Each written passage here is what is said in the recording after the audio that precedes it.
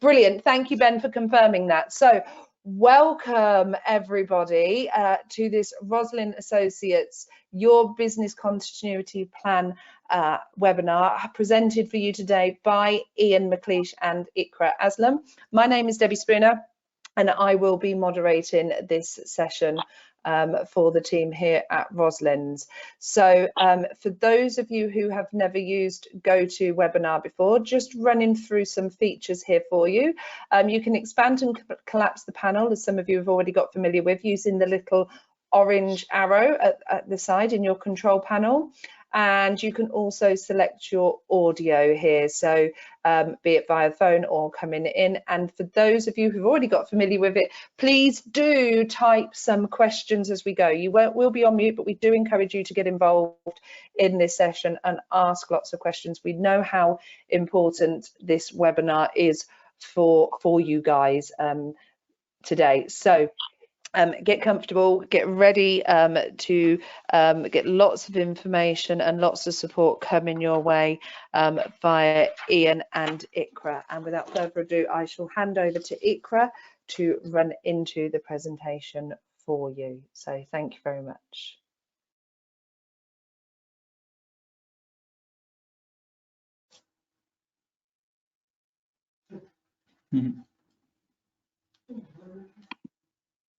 Thanks, Debbie, and thanks everyone for taking the time in on this important webinar. For those of you who don't know me, my name is Ikra Aslam and I am one of the client managers here at Roslin Associates.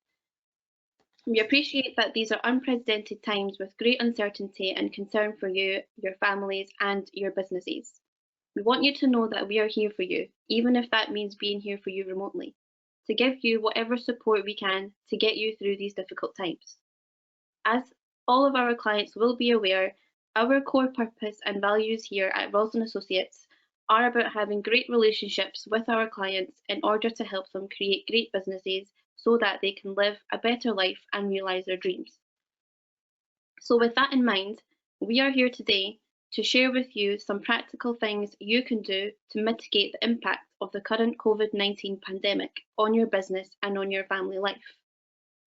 Some of the slides we go through today may not apply to you all and your businesses, but we have tried to cover the most important aspects for a range of different types of businesses. There will be something useful for you to take away. Before we start, I just want to give you a thought of the day from John F. Kennedy. When written in Chinese, the word crisis is composed of two characters. One represents danger and the other represents opportunity. The two Chinese characters here are Wei and Jie. Even though John F. Kennedy's translation isn't entirely correct, the mistranslation is now widely spread. It's even used by some native Chinese speakers. Regardless of that, what we are faced with now is a crisis. At the same time, it is a time of real opportunity. So what opportunities could they be? Well, you can take a leadership role in helping your team at their greatest time of need. You can be proactive in communicating with clients. You can make a plan for a more sustainable and resilient business, or a plan to get you through the next few weeks and months. Or in the worst case scenario, it could be a plan to exit your business with the minimum negative impact on you and your team. Having some sort of plan in place can really put your mind at ease, rather than having everything going around in circles in your mind, even if that means having to update it on a daily or weekly basis because of the changes in your business or the new government measures and legislations that are coming out on a daily basis. Ian will go through what that plan may consist of later in the webinar. So what I'm going to do first of all is start off with 3 mindsets which we believe are important in these difficult times. But they are important otherwise too, so please feel free to share these mindsets with your team if you feel that they are useful. We're going to have a look at building a plan for yourself, your team, and for your business. We'll outline what support is available, whether that support is from the government or from us. We'll look at your next steps, and we will, as Debbie said, take any question you guys have at the end of the seminar, so please do submit your questions in the question box.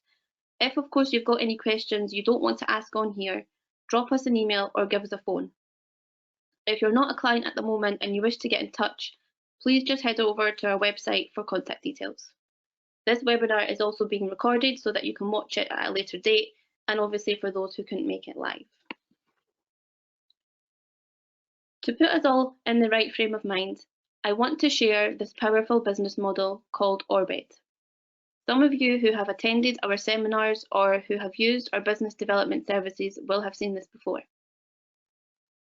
In times of crisis, we have two choices about how we can respond. We act above the line, or we can act below the line. We can act above the line, where we take ownership that we can and we must do something to protect ourselves and our business. Recognise that we are accountable to our team, our clients at their greatest need, and take responsibility for protecting ourselves, our team, our customers, and our business from these difficult times. Below the line actions would go something along the lines of blaming someone else for bringing the virus into our country, making excuses such as saying that there's nothing we can do about it, or going into denial that there is even an issue in the first place. And by doing that, we are putting ourselves and our team and our business at risk. In other words, being above the line is speaking from the I, being an adult and taking control. See it, do it, own it. Being below the line is speaking from the you, ignoring it, waiting to see what happens, which could make you feel out of control, or taking the view that it's not your job. The fundamental mindset here is that we have a choice, and we must not take on a victim mindset.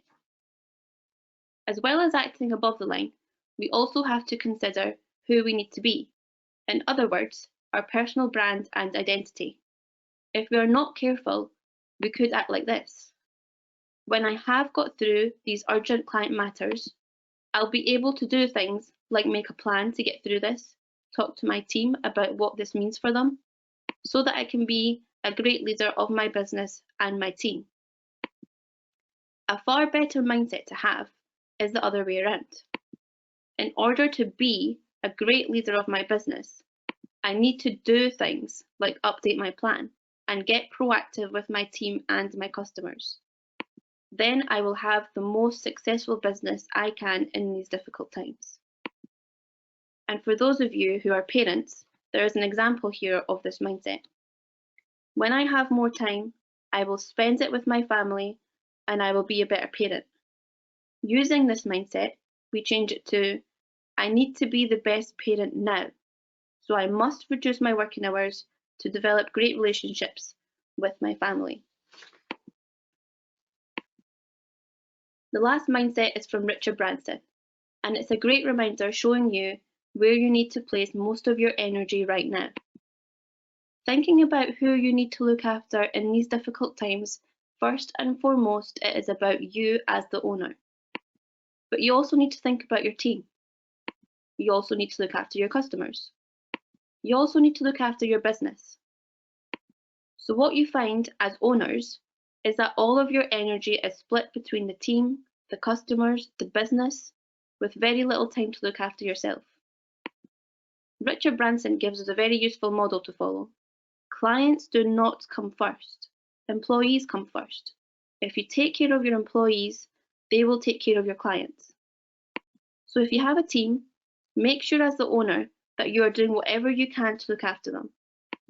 By looking after your team well, they will be well equipped to look after your customers. For example, talk to your team about changes in your sales plan to cope with these challenging times. Maybe you will look into changing the way you work. Maybe there's an opportunity for a new product or a new service. Get the team to pass these changes to your customers and prospects.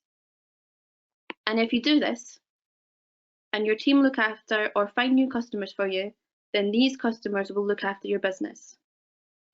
And in turn, the business will look after you as the owner. This is where the business is there to serve you as the owner and not the other way around. And I do appreciate that this may be oversimplified, and for some of you on this webinar, you won't have a team. The point here is that it all starts with you as the owner. If you act above the line, remember who you need to be and make a new plan now. The plan should start with your team, as they can look after your customers so you don't get overwhelmed. If you don't have a team, the plan needs to start with your customers, who will then look after your business. And we want to help you to build that plan as the business owner.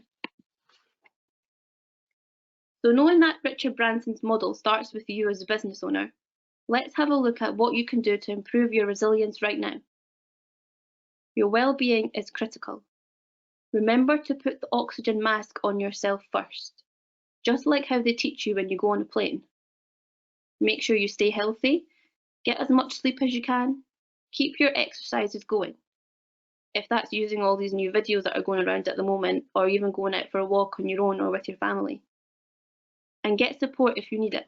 Speak to us, speak to your accountant, or speak to your local council. Select your information sources very carefully and try to minimise the time spent on social media about this issue. There is a lot of misinformation flying around at the moment, so ensure that you're reading the material from official authorities. If you're ever unsure about anything, always ask your advisors. Remember, stay positive, stay connected with friends and family, and stay calm. And of course, always put your family first. Have a look at your personal budget. Is there anything you can do to help with your personal cash flow if that's an issue? It could be contacting your mortgage provider for holiday payments. It could be speaking to the council about council tax. It can even be calling Sky to freeze your Sky subscription, your Sky Sports subscription. I did that yesterday. Take advantage of all these offers that are out there at the moment. You may want to spend this time making a will, or reviewing and revising if you already have one. You may want to look into appointing powers of attorney, and you can find more information on that on the Scottish Government website or by speaking to a solicitor. Your team members might be worried about job security. The government has stated that there will be job losses during this time. Be open with your team. Share relevant parts of your plan with them once you've got it in place, and be honest about the potential impact that the pandemic will have on your business. If there are going to be job losses, or if you are going to furlough them, ensure you obtain legal and HR advice on the best way to handle the process. We're still waiting on specific details in relation to furloughing employees, and will communicate that with our clients as soon as that information becomes available. It's likely that we will remain in some form of lockdown for the coming weeks, and it could possibly be months. Decide what additional resources you need to provide your team if you haven't already. And consider how you can best utilise technology to maintain team communication.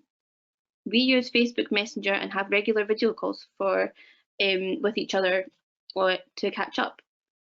I was talking to a client just the other day who said that they have daily video calls and catch-ups with their team, not just about work, but to talk about anything. You may have team members who live on their own or don't have family support, so it's important that your team know that you're there for them. This builds great relationships within your team, and it will help maintain your team once things start going back to normal, which they will. If relevant, make sure you have COVID-19 policies in place to keep your team safe and to let them know what support is available to them. And Ian will cover government support in more detail shortly. The support you offer your customers now will impact the support your customers will give you in the future. Customers need to be reassured that you're still operating and that you're taking specific measures to mitigate their exposure to the virus. On the other hand, your customers need to know if you're not operating. Keep that communication open, it's really important. If relevant, your policy should cover the steps your business is taking to protect your customers. Share this information with them to offer reassurance that you are taking every practical step to reduce the risk and protect both your customers and the team. Review your terms of trade and update the terms to reflect your changing business practices. Share your updated terms of trade with your customers, highlighting key changes. In particular, review your payment terms and delivery terms. Remember to reinforce your terms of trade at this time. Don't let customers avoid paying you if you can, as this could have a material impact on the sustainability of your business. And just as I mentioned earlier about putting the oxygen mask on yourself first, it is essential that you make sure you have sufficient cash coming into the business for your customers. Cash is the oxygen for your business, and it needs it to survive. And Ian will talk more about cash flow management shortly, as there are things that you can do to improve. But one of the ways you can improve your cash flow is by making a plan to deal with your suppliers. Where you can, negotiate new payment terms with your suppliers. If you can, pay up front, ask for a prompt payment discount or early payment discount. If you don't have sufficient cash flow to pay up front, ask to pay over a longer period of time. And if it's possible, to hold stock on consignment where you only pay the supplier once you've sold the stock. Discuss your supplier's supply chain and the measures they're taking to continue supply. Ask about their contingency plans for what may happen if deliveries can't be made or supplies can't be obtained. Consider whether you need to order additional stock while it's still available, if it's likely to become scarce in the coming months. Reduce your current minimum reordering levels and consider whether there are items of stock that should not be reordered at all. Review your supplier contracts in regard to the return of stock. Discuss whether you can return excess stock that isn't selling. Ensure contracts are updated if any terms are changed. If you cannot return stock, then consider discounting slow-moving stock to convert it back into cash. Review the contracts you have with suppliers. Is there a clause which would allow you to cancel orders or change the terms in the current crisis? If you cannot meet the terms of your contract, seek legal advice and negotiate with the supplier. Review all other contracts with lessors of premises or vehicles and equipment. You may need to renegotiate significant terms. Don't just assume that those contracts cannot be renegotiated, or that these providers won't provide you with holiday payments if you really need it. As your current cash flow and ability to meet financial obligations may be significantly impacted, some of these key providers will be prepared to renegotiate in these times. There is no harm in asking and having that open conversation with them. I'm now going to pass over to Ian, who will go through the remainder of the webinar.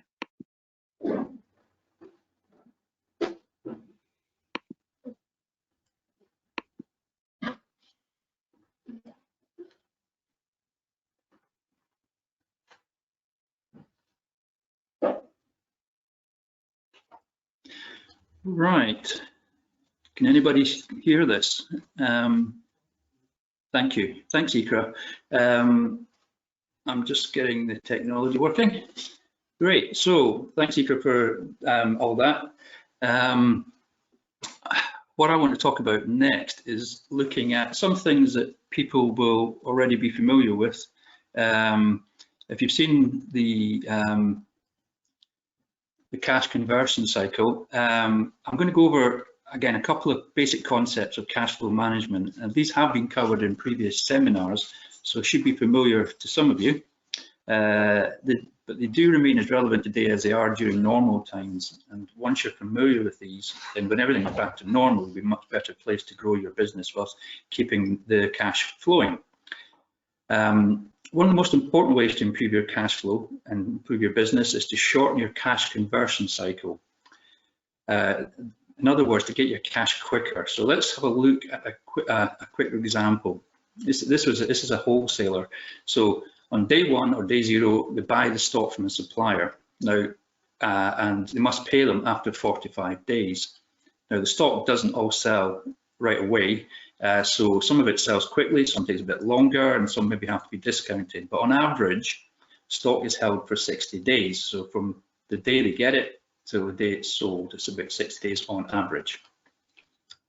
So when the stock is sold, credit terms are given to customers, but a number of customers don't necessarily follow those terms, and on average, it takes 60 days for customers to pay. So up here, it takes between selling it and getting paid 60 days.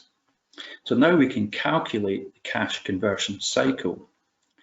The 60 days it takes from getting the stock to selling it, plus the 60 days to get paid, so 120 days, less the 45 days credit you've got from that. So that ends up being 75 days to convert when you pay the cash out to get stock and when you get cash back in from the sale. In difficult times such as this, you need to make sure you've got a plan to minimise and shorten this cash conversion cycle. And this is a process you'd recommend you do as part of your business continuity plan. So using the numbers from your most recent management account, say, we can work out the above numbers and calculate your cash conversion cycle.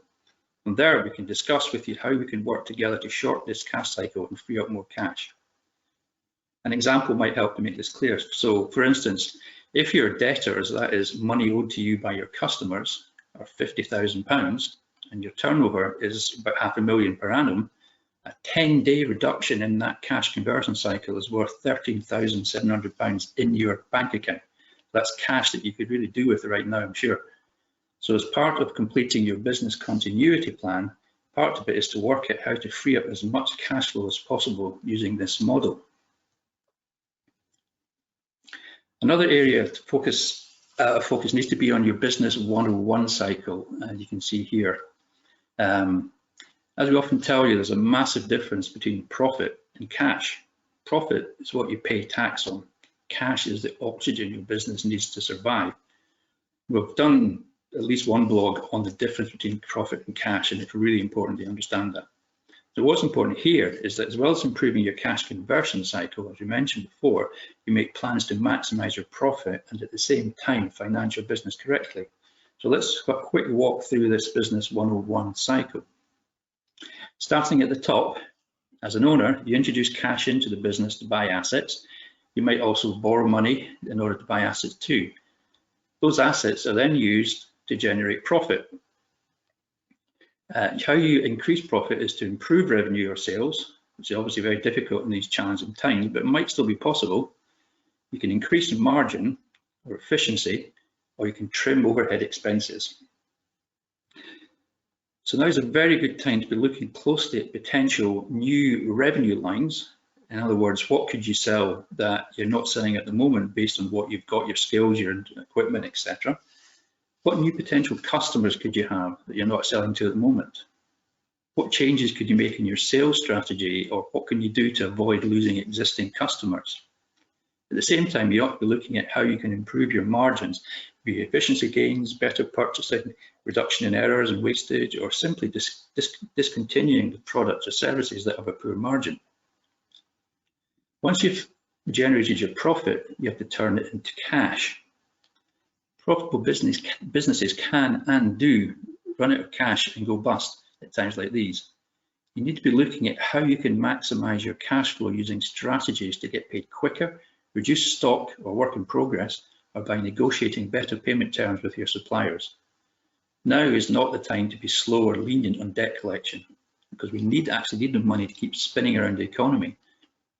Likewise, you need to be very careful about reordering stock. Can you operate with less stock, or other items that are likely to be in short supply? Other areas to help improve your cash flow are through better terms with your financiers, such as your bank and anybody else that's lent you money. Could you go onto interest only, for example, on some of your loans? I'll do a bit more on finance shortly. One strategy we're looking at right now with some clients is the possibility of claiming R&D tax credits. This can result in HMRC making cash payments into your bank account, even if you're not making any money at the moment. It's not for every business, but it's actually more widely available than most people think. So if you do spend any time developing new products, new systems, new processes, it's possible it would be worth having a chat about that. Likewise, there are many tax concessions available right now too, so you'll want to make sure you access them. Again, I'll go through these in a bit more detail shortly. So I've talked about your cash conversion cycle and your business 101 model. Let's look at the 7 ways to grow your business that you may have seen before, only this time we want to use the model to find other areas to focus that might reduce the negative impact of a downturn. So looking first of all at client retention rate. What can you do to delight your customers right now? You've probably got the time to do it more than you normally have, and many of them will be struggling. So stay in touch with them, stay in contact with them, see how you can hold on to their business wherever possible. Lead generation. You should be looking at new avenues to attract potential new customers. It may be that people don't have a lot of money just now, but there will be people who still have money who want to buy things and services. So increasing your marketing using cost-effective methods such as social media could be a great way to attract new business.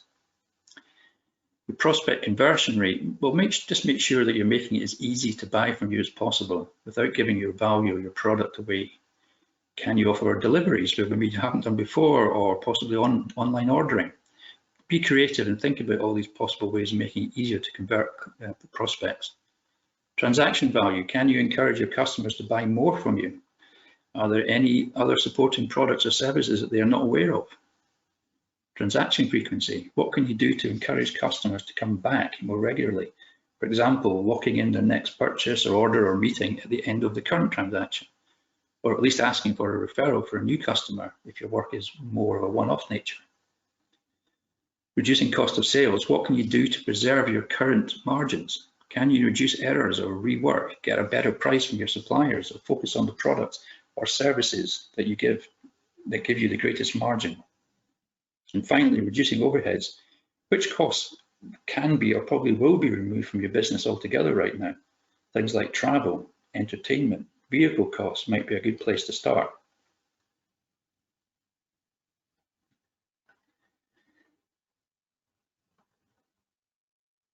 Often one of the highest overheads in business are interest costs being payable to the banks and other financiers. Once you add the actual capital repayments as well required on loans, this can be a massive drain on your cash at this time. So here's different ways here's a list of ways that that the bank or other financials could be able to help you. Increasing temporary overdraft facilities. I mean, some of these things at the moment, to be fair, a lot of lenders are effectively reassessing their lending criteria. It seems like almost on a daily basis as the situation develops. I was speaking to a contact at one of the sort of newer lenders called IWOCA, some of you might be familiar, and he was in an emergency meeting almost all of yesterday. And what they've been doing is basically saying all the offers they've made recently, they've all been withdrawn. And they're reassessing them all with different limits and different criteria. A contact said he'd get back to me on Monday once he knew what was going on. So, you know, I don't think they're the only ones. So looking at some of these other ones, overdraft, usually the most flexible, but again, banks seem to be cranking up the interest rates at the moment, just as they would. Trade credit.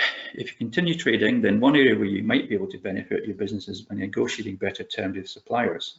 I mean, essentially, it's a buyer's market just now, so it might be worth asking. Asset finance funding. If you have plants or equipment, possibly vans that you own that haven't got any finance on them at the moment or have very little left, you might be able to raise some cash by refinancing using the equipment as security. There are quite a number of specialist lenders who can provide this kind of finance. Loan repayment holidays, etc. Try talking to your lenders. The worst that can happen is they'll say no, but you never know, you might be surprised. And there's a few other things there. Part of your business continuity plan should be a discussion with your bank or financiers about how they can help you. We have lots of conversations with our clients, and I've had several over the last few days as to what's the best way forward to discuss these various options before you actually go to the bank. Insurance. I'm not going to say much about insurance. Just to point out that you make sure you've spoken to your insurance broker to update them on your current situation, and that's to make sure that your existing policies still cover you. For instance, what does your contents insurance say about the premises being occupied for a significant period? The last thing you want is to go back after lockdown's finished and find that everything's been stolen out your office. So I think that's just a very simple but very important point. We now come on to the hardest part of this presentation, as essentially we've been updating this slide every day, at least once or twice a day for the last week, as bits of information have been dripping out from the government. and we're still in that process at the moment. There are some things that are fairly straightforward and other things that are a bit harder to be definitive about. So I'll start with the easy ones. VAT payments. This applies to everybody that's VAT registered, obviously. Any VAT payments due up to the 30th of June this year will be automatically deferred until the end of the financial year. Note the word deferred. That means you're still going to have to pay it, but not yet. It's the end of the financial year is the end of March, so it's a year's time. I suppose that gives us a reasonable amount of time, assuming everything gets back to normal, to save up the money to pay the VAT. If you have a direct debit set with HMRC to collect your VAT payment, you should cancel it, or they might just take the money anyway, knowing them. Small, possibly not that relevant to most people, but working tax credits is to increase to £3,040, not a month, but a year. Universal Credit Allowance is increased by £1,000 for next year, and the self-employed can now access universal credit at a rate equivalent to statutory sick pay for employees. Changes to statutory sick pay, it's now available from day one. Those who follow advice to stay at home and who can't work as a result will be eligible for statutory sick pay. There's still practical, we were talking about this today, we're running payrolls. How do we do it? Most of the software doesn't allow you to claim it for the first 3 days. So we're still very much a learning thing as how the practical way this is going to work. The coronavirus job retention scheme for furloughed workers. So this is where you start to get a bit complicated. This allows UK employers to access financial support to continue paying part of their employees' salaries where they would otherwise have been made redundant because of the virus. All UK businesses are eligible for the payment of 80% of the furloughed employees' wage costs, up to £2,500 per month. Employers must designate affected employees as furloughed workers and notify them of this change, then submit information to HMRC. We don't know exactly how this is going to work. We should find out soon. There's going to be a portal, whatever that means exactly, where we'll be able to make claims for this. Employers can choose whether they top the payment up to 100% of the furloughed employees' wages, and these payments can be backdated to the 1st of March this year. It's important to say that the employee must not do any work for the employer, as this would mean that the 80% could not be reclaimed. Although it is designed to help with cash flow, the employer will have to pay the employee first, then reclaim the 80% from HMRC. And as I've said already, we're still waiting for the full details of how this is going to work. Another thing is the coronavirus business interruption loan scheme. When it was first announced, it sounded like the government was going to lend money to people. That's not the case. What the government has said that the banks have to lend. First of all, they have to try to lend them under their normal criteria, and if they won't make a loan under that criteria, then they will, the government will underwrite 80% of a loan. Now, what does that mean? It doesn't mean that if you don't pay it, you've only got to pay back 20%. What it means is that if you don't pay the full loan back, the bank have to take their normal steps in order to get the money back before the government will give the bank 80%. So you will still have that debt there.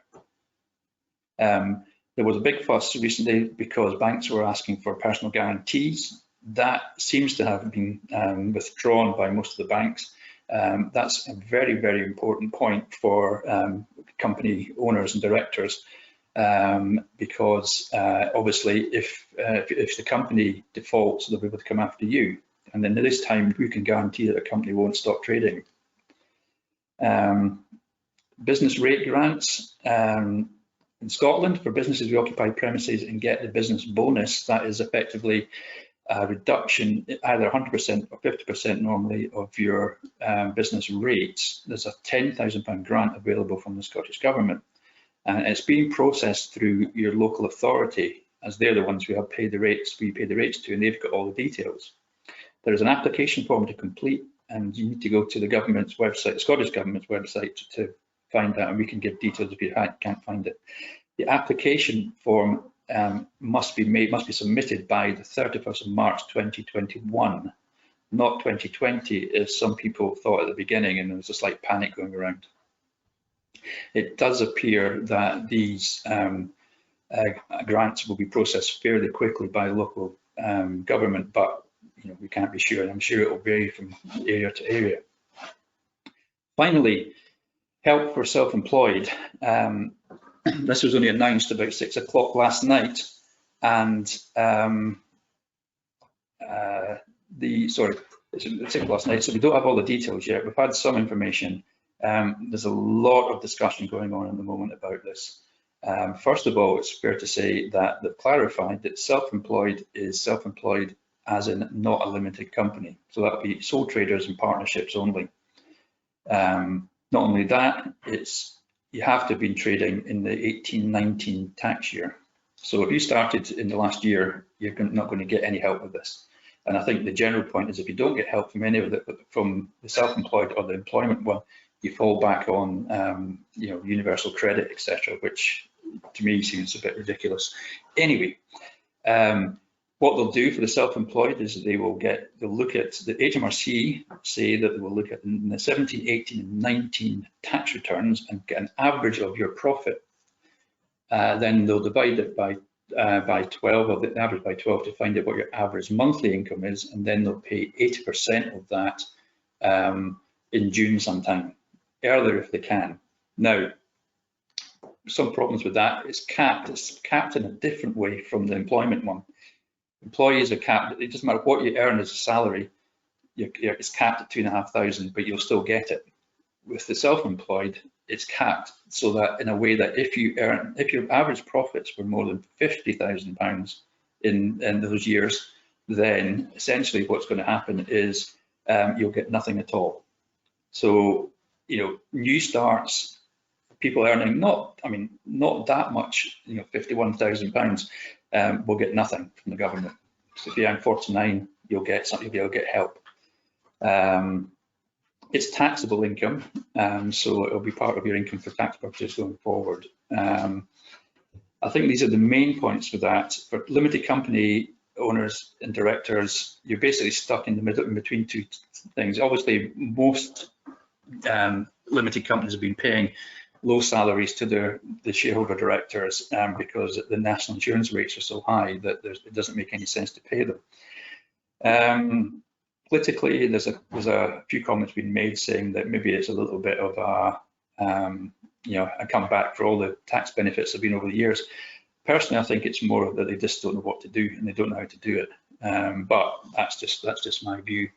There will be developments, obviously, over the next few days, and hopefully just by the end of next week, have a much better idea of what's involved in all this.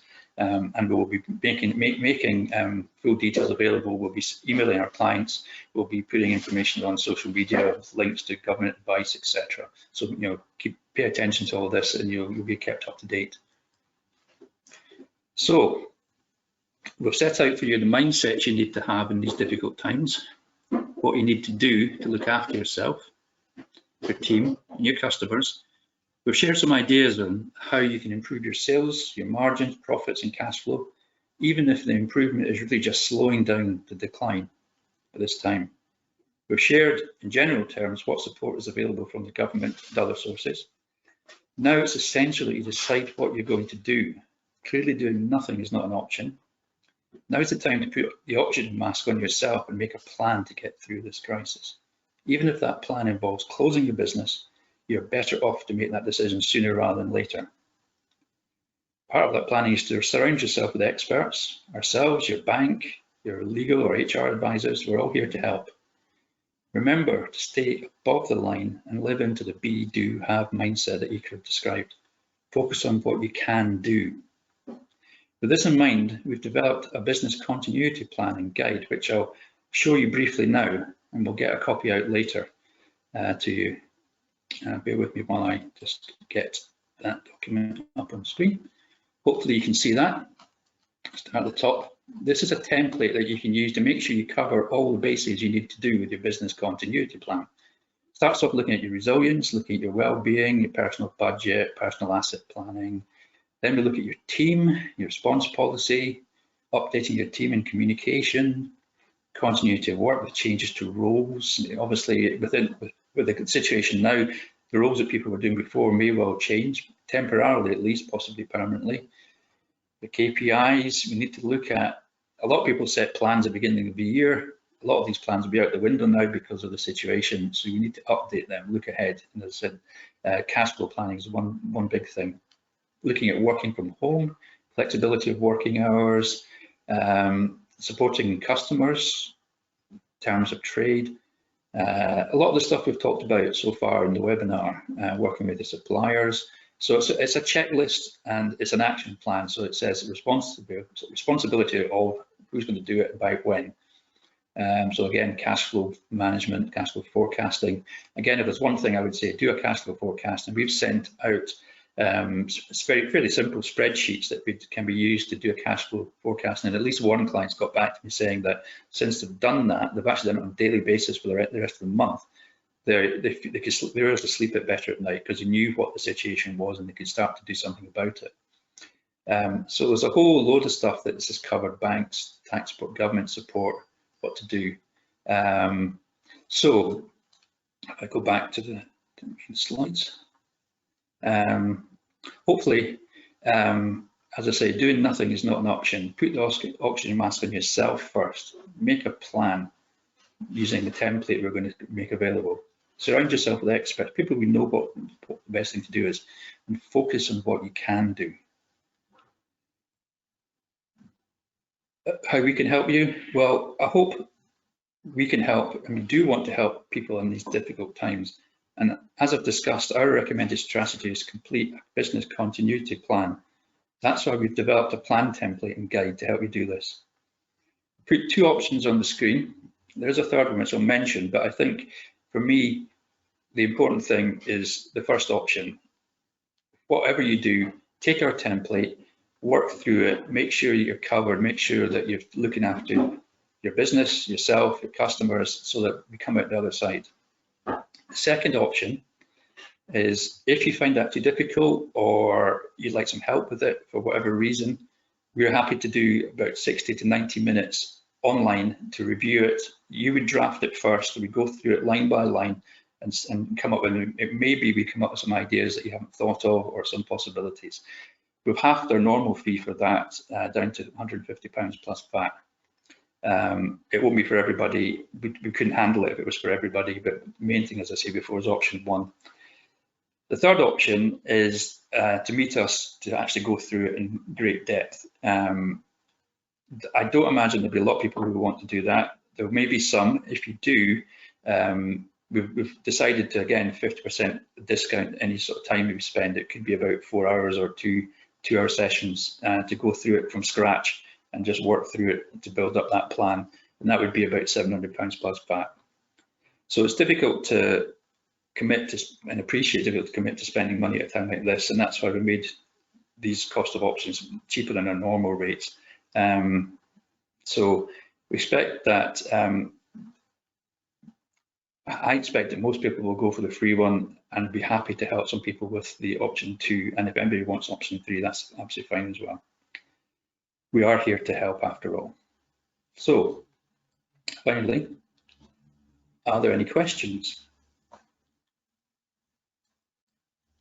Wonderful. Thank you, Ian, and thank you, Ikra. And I hope you all enjoyed that session. I, for one, found it really calming and really reassuring that we have got ways in which we can make some choices and get some ideas down in place. So thank you, Brian, for your lovely comments, very useful.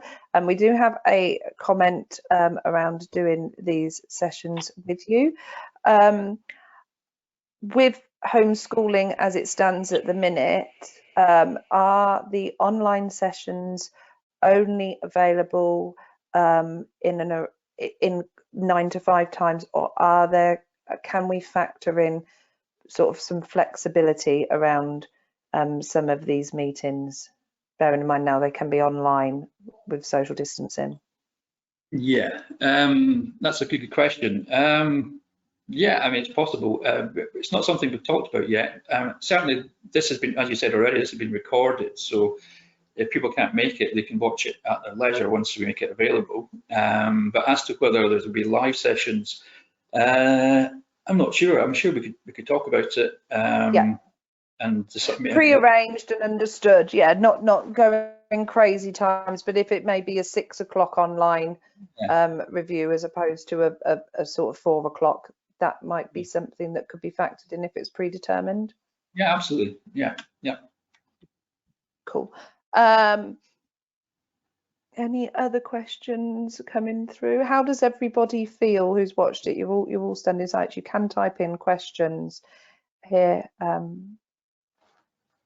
We've got Brian in. Wonderful. It may be that some people are wanting to add questions or speak to you on a one-on-one, which that's absolutely fine, isn't it? They can contact you via the normal routes. Yeah, Ian and I and Mark and whoever you usually speak to are available. So you guys know you can contact us at any time, either by phone or by email, and we're more than happy to discuss any questions that you guys have got. Yeah. Okay, brilliant. Okay. Now people are getting confident. We've got some questions coming through. Thank you. So, is the most important thing to do now is to take control of our finances? Is that the most important thing we need to do? At the end of the day, yes. Yeah. It's we've talked about loads of other things that you need to do, but at the end of the day, if you haven't got any cash, you're out of business eventually. So it is about, I would say the most important thing to do is to do a cash flow forecast. Sit down, look at, do it on a daily basis, if you like, about when you expect money in, what dates, standing orders, direct debits go out, that sort of thing. And then you can predict exactly what your cash position will be and keep it up to date on a daily basis, I would say. That way it gives you a bit of peace of mind. And if there are problems, you'll anticipate them, rather than just when you log into your online banking in the morning and find you've got a problem. Yeah, perfect. We've got another one around the VAT deferment. Does the VAT deferment include VAT returns due at the end of March? Do we know? Yes, it will do, because it's any payments. Right. So March VAT will be due on the 7th, under normal circumstances, the 7th of May. So that falls between now and the 30th of June. So that was the one that will be deferred. Perfect. Thank you very much. The VAT returns still have to be submitted on time. Yes, yes. It's just the VAT payments that have been deferred, but you still need to submit the VAT returns to HMRC on time, the usual deadlines. Yeah. Wonderful. Ruth McKay, this is almost like I will come to you as well, Fiona, in a moment, and also Madeline, just to back up on that one, she's just asked, and the one's due on the 7th of April, question mark. So she's obviously talking about the VAT deferment, same thing. My understanding is the payments, when the payment's due, that is the important thing. Okay.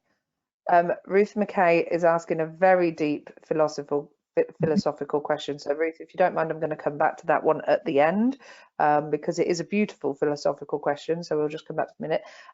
Fiona Ellison is asking a question that I think is close to quite a lot of people's hearts. Thank you, Madeline. Limited companies, none of us have a crystal ball. Do we have any idea where the people who are falling through the cracks, when we may get some more light on that? How long should they wait until they make a plan? Has there been any light shed on if there is any more information coming? So should she make a plan now and just actually start making a plan and assume, that that's it, that all the deals that have been put out there, that's it? Or should she hang fire for, maybe a few, into next week? What would be your... My advice there would be, yes, make a plan. As far as small limited companies concerned, it looks like the owners are going to get very little out of this. You might get the 80% of the if you're paying low salary for tax reasons, you might get 80% of your monthly salary, which for most would be about £500. But even that's not guaranteed, because we've still got issues over whether a director can actually be furloughed. There's a whole discussion literally going on just now about that. So I would say the short answer to the question is yes, make a plan. Yeah. make Yeah, a agree. plan Yeah, based on getting nothing, or getting what you think what you're entitled to. And then if something comes back out of it, then great. But I wouldn't hold my breath, to be honest. yeah. Okay, so make a plan and then get nicely surprised if something else comes through. As one of my friends sent me a message this morning, it was like, we're making a plan, and then if something changes, that's a bonus. And that was her attitude towards it this morning. Ruth's beautiful philosophical question. I don't think I've ever experienced a question like this ever in the history of webinars, so this is gorgeous. And maybe some other people want to chime in with their answers on this. What is the one and biggest lesson that business owners can take from the current situation to safeguard for the future? Well, it's easy to say because it is a philosophical question. I think it's easy to say what the answer is. Yeah. Well, I think there's two things. There's two answers. I think one is make sure you're looking after yourself and your family, whatever that means to you and your circumstances. You know, as you go, don't put everything into your business and leave yourself in trouble. But I think as far as the business lesson is, it's something that I've worked with clients on. It's kind of building up reserves. You know, sort of. You know, make sure that you've got enough money to pay your taxes. Make sure you've got money to pay loans down. And then build up a 2-month reserve of overhead costs so that you could survive through at least most of this, without having to do anything at all, just by using your reserves if you had to. And then so that's it really. I mean, I obviously see loads of different clients, and some have got nice healthy reserves, some haven't. The ones that have are the most likely ones to survive through something like this. So that's probably the biggest lesson of it all. Don't basically asset strip your company for your personal life by leaving it vulnerable. Yeah. I've spoken to a couple of clients recently who have said that their biggest lessons have been realizing by going through their bank statements and doing a cash flow is realizing how much money they've wasted and maybe perhaps spent money on things that they shouldn't have, and not taking advantage of it. So yeah. Yeah, no, I agree. Madeline has chimed in with this as well, which is a lovely chime in, which I'm going to share with you as a wrap up, because Chris Wood has just come in with another question. I was also going to just chime in and agree with you on a really human level, and I'm sure we'll all agree it is this thing that the one lesson we can all learn is not to take stuff for granted. We all say, oh, I'll do that tomorrow, and I'll do this and I'll do that, and you know, and now just a simple thing like going out for a walk, you know, when we want to, and things like that. It's like, you know, don't take all of this for granted, you know, what we have for granted. Chris Wood has got a question. Will there be any relaxing of due dates for corporation tax bills? Has there been any inference in and around that, or are we still waiting on information around this? No, there's been nothing yet. All they've said on corporation tax is that there's enhanced time to pay arrangements. Anecdotally, speaking to clients again who have spoken to HMRC, they do seem to be a lot more accommodating than it used to be. But you know, but that's not any real form of help. That's just if you phone them up, that they might be able to defer the payment or put a payment plan in place, so you're not paying it all at once. Yeah. Okay. Lovely. I hope that's answered everybody's question. I'm just going to give it back to you. I'm just going to share with you what Madeline said, because I don't know if Madeline is one of your clients, but you've got some beautiful clients, you guys, and you guys are a beautiful team. I don't work for Rosalind's. I'm helping them facilitate this, by the way, and I just absolutely adore everything that Ian and Ikra do for you guys. Oh, quickly, two really quick questions. Mark Hendry, tell us more about the grants for small businesses. Can we take that offline? So I'll share that with you. Mark's got a question about grants to small businesses in relation to the ones that pay no rates. We'll get you that. Brian, thank you very much for your kind words as well. Madeline's response to Fiona's query, and I'm sure you'll appreciate this, or everyone will appreciate this, where Fiona was asking what's the one lesson. Madeline's fire in the belly response is that we can get through this and we have all the resources we need. Wow. Madeline. Wowzers, there we go. Ian and Ikra, I will hand back to you. Guys, if you have any more questions, do keep pinging them through because we will be collating them, and Ian and Ikra will be going through and coming back to you all offline on this as well. Thank you, guys. I'll hand back to you to wrap up. Sorry.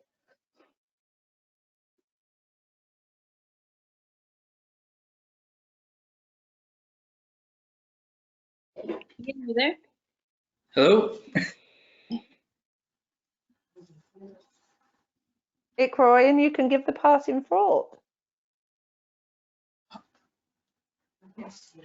I'll give the parting thought. And it basically says that anyone can lead when the plan is working. The best lead when the plan falls apart. That's from Robin Sharma. Thank you.